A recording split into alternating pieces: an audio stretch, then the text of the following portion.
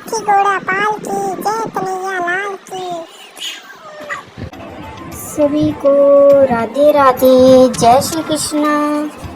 कैसे हो भक्तों, स्वागत है आपका लड्डू जी डेली ब्लॉग में। तो आज मैं आपको लड्डू गोपाल जी की एक कहानी कथा सुनाऊंगी। तो इस कहानी को आप पूरा सुनिए और जिससे आपको पूरी कहानी सुन के पता चलेगा कि हमें लड्डू गोपाल की कैसे सेवा करने से हमें क्या फल मिलता है। और जो मैं कहानी सुना रही हूँ आपको, वो एक बहुत ही अच्छी और मन को भावुक करने वाली कहानी है। तो ये लड्डू गोपाल की कहानी है और उनकी एक ऐसे भक्त की कहानी है जो निस्वार्थ भाव से अपने प्रभु की सेवा में लीन रहती थी। अनजाने में ही सही, लेकिन वो कुछ ऐसा कर जाती जो सिर्फ एक सच्चे भक्त ही कर सकता है,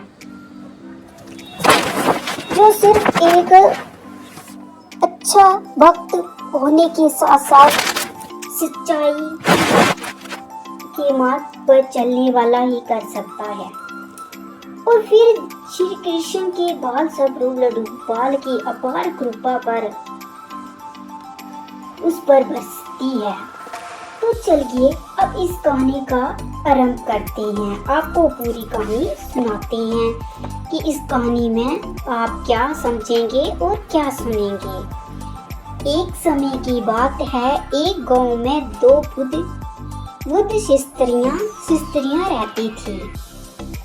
दोनों का इस जगत में कोई नहीं था।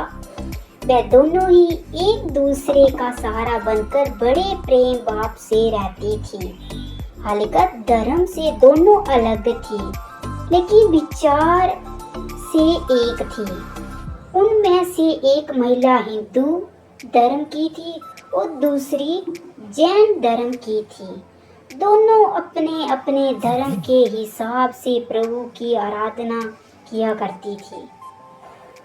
उनमें से हिंदू धर्म की महिला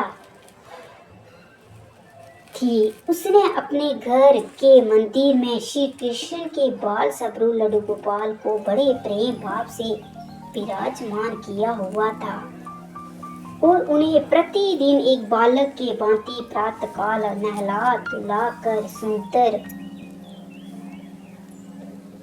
वस्त्र आभूषण आदि पहनाकर तैयार करती थी।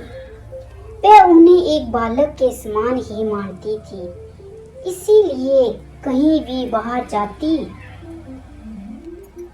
उनके लिए फल खिलौने आदि चीजें लेकर आती थी और प्रेम पूर्वक उनको भोग लगाती थी। इसी तरह वे दोनों महिलाएं एक दूसरे के परस्पर संयोग से अपना सुखमय जीवन व्यतीत कर रही थी। वो दोनों जब पूजा पाठ एवं सभी कामों से मुक्त होती थी, तब बचा हुआ समय एक दूसरे के साथ दुख सुख बांटते हुए व्यतीत करती थी। तीर्थ जाने का अवसर आया उनके मन में कि क्यों ना हम तीर्थ यात्रा पर जाएं। कुछ समय बीतने के बाद श्रावण मास में हिंदू महिला को तीर्थ यात्रा पर जाने का अवसर मिला।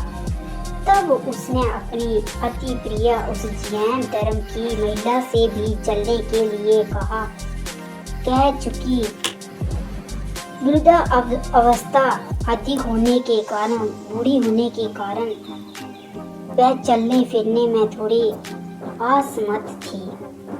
इसीलिए उसने जाने से मना कर दिया और कहा कि मुझे चलने फिरने में परेशानी होगी, इसी कारण तुम्हें तीर्थ यात्रा में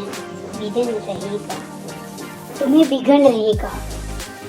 तब वो हिंदू महिला उदास मन से तीर्थ यात्रा पर अकेले ही जाने के लिए तैयार हो गई और जाते वक्त उसने उस जैन महिला से कहा, सखी, मैं एक माह के लिए तीर्थ यात्रा पर जा रही हूँ। मेरे आराध्य श्री कृष्ण बाल स्वरूप लड्डू गोपाल का ध्यान रखना, उन्हें बिल्कुल एक बालक की तरह से देना। प्रतिदिन स्नान आदि कराकर सुंदर वस्त्र आभूषण पहनाकर भोग लगाना। उस जैन महिला ने सब बातें सुनी और बोली कि हाँ सखी, तुम चिंता मुक्त रहो, होकर तीर्थ यात्रा को जाओ, मैं तुम्हारे लड्डू गोपाल का भली भांति ध्यान रखूंगी। इतनी सब बातें बताकर वह महिला तीर्थ यात्रा को निकल गई और जैन महिला ने सारा कार्यभार अपने सानिध्य में मिल लिया और बड़े उत्साह और उमंग के साथ सुबह उठकर खुद नित्य कर्म से निवृत्त होकर लड्डू गोपाल के स्नान की तैयारी में लग गई। उसके बाद जब वो उन्हें लड्डू गोपाल को नहलाने लगी तो वह उस महिला की नज़र लड्डू गोपाल के पाँव की तरफ पड़ी तो वहाँ दंग रह गई, क्योंकि उनके पैर मुड़े हुए थे। उसे लगा कि उसकी वजह से उनके पाँव टेढ़े हो गए हैं। इसका मुख्य कारण ये था कि उस महिला ने जब भी लड्डू गोपाल को देखा था वस्त्र पहने थे, क्योंकि जब जो उसकी सखी ने जब उन्हें वो लड्डू गोपाल दिया तो उन्होंने वस्त्र धारण किए थे। उसने देखा नहीं कि उनके पाँव कैसे थे, किस तरह बैठे थे, वो तो उसने देखा नहीं। आभूषणों से सजाया देखा था। वो इस बात से अनभिज्ञ थी कि लड्डू गोपाल घुटनों के बल पर बैठे हुए थे, उनका बाल स्वरूप ऐसा ही है। वह बहुत परेशान हो गई और सोचने लगी कि मैं अपनी सखी से क्या कहूँगी। उसने इतने विश्वास के साथ मुझे ये जिम्मेदारी दी थी और मैंने लड्डू गोपाल की देखभाल सही से नहीं की। ये सब सोचकर वह चिंतित में बैठी ही थी कि उसे याद आया कि उसकी सखी ने कहा था कि लड्डू गोपाल सिर्फ एक प्रतिमा नहीं बल्कि जीवित होते हैं। बस फिर क्या था, उसने निश्चय किया कि दिन प्रतिदिन उनके पाँव की मालिश करेगी और वह दिन में कई बार ऐसा ही करने लगी। और जैसा कि श्री कृष्ण का स्वभाव है, वो हैं ही इतने कृपालु ध्यान निदान। उस बुद्ध महिला की इस नादान भक्ति से वशीभूत होकर उन्होंने उस पर अपनी अपार कृपा लुटा दी और एक दिन वह महिला रोज की भांति प्रातःकाल उठकर लड्डू गोपाल को नहलाने का प्रबंध कर रही थी। उसकी नज़र लड्डू गोपाल के पैरों पर पड़ी तो उसने देखा कि लड्डू गोपाल की पैर ठीक हो गए हैं और यह सब देखकर वह बूढ़ी महिला खुशी से फूली नहा और समाई और ये सारा वृत्तांत सुनाने के लिए अपनी सखी का बेसब्री से इंतज़ार करने लगी। तीर्थ यात्रा से वापसी हुई उसकी सखी की कुछ समय पश्चात जब वह हिंदू धर्म की महिला तीर्थ यात्रा पूर्ण करके वापस आई तो सबसे पहले वो अपने लड्डू गोपाल के दर्शन की लालसा थी, दर्शन करना चाहती थी अपने लड्डू गोपाल के। और जैसे ही उसने लड्डू गोपाल को देखा तो आश्चर्य में पड़ गई। उसने देखा कि लड्डू गोपाल खड़े हुए थे। उसने सोचा शायद ये उसके लड्डू गोपाल नहीं है और अपनी सखी के पास जाकर ये सब पूछा तो उसने जैन धर्म की महिला ने सारा वृत्तांत तो उसने सारी बात अपनी सखी को सुनाई कि जो उसके साथ बीता।